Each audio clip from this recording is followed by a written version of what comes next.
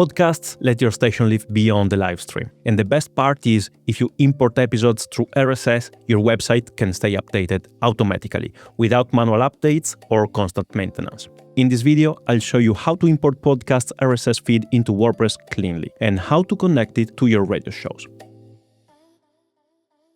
When I say clean import, I mean more than just getting episodes to appear. A clean import keeps the correct order and dates, pulls the right artwork, avoids duplicates, and makes the archive easy to browse. Most importantly, it lets your podcast host handle the heavy work, storage, bandwidth delivery, so your WordPress hosting stays fast and lean.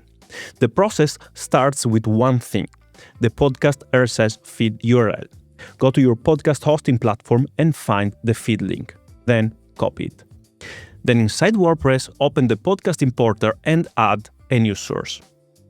Paste the RSS URL and configure the import options.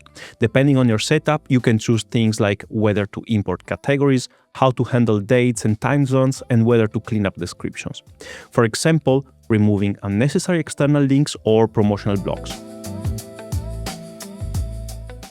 Now, don't import everything immediately. Always run a small test first and import a handful of episodes, then check the results on your website.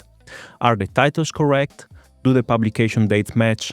Is the artwork showing properly? Do the description look readable? If the artwork is missing, check what your feed actually provides.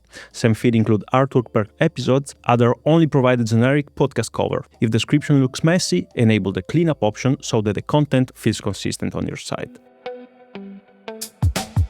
Once the test looks right, then you enable automation. The importer will check the feed periodically and publish new episodes automatically. And because the MP3 files remain hosted on your podcast platform, you are not filling your WordPress server with audio files. That's the cleanest way to scale. If your station has multiple shows, connect each RSS source to the right show. In the import settings, pre-select the show it belongs to, and in that way, new episodes automatically appear in the show page. And they also can be tied into the site navigation. Schedule, shows page, podcast archives, so listeners naturally move through your content instead of stopping after one click. If you run several podcasts, you can add multiple RSS sources.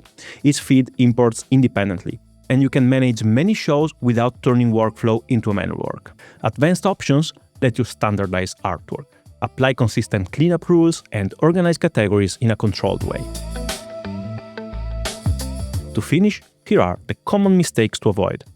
Number 1. Importing the full feeds without testing, flooding your website with hundreds of untested episodes. Number 2. Changing settings after importing and creating duplicates. Number 3. Uploading MP3 files directly into WordPress, which quickly damages performance and storage. Number 4. Forgetting to link episodes to shows, which breaks navigation and makes content harder to discover. If you follow this method, your ready website gains a strong podcast archive that updates itself, stays clean, and integrates naturally with your schedules and shows pages.